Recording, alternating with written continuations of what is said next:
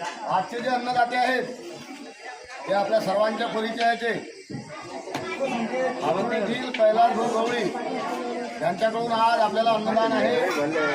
ईश्वर त्यांना मानवतेच्या सर्वांगीण विकासाचे कार्य करत असताना उदंड आयुष्य आरोग्य धनसमृद्धी प्रदान करो, त्यांची याहीपेक्षा प्रगती होत राहो हीच आपण ज्ञानेश्वर चरणी प्रार्थना करू आणि त्यांच्याकडून अन्नदानाचा संकल्प सोडून घेऊ। म्हणा ब्रह्मा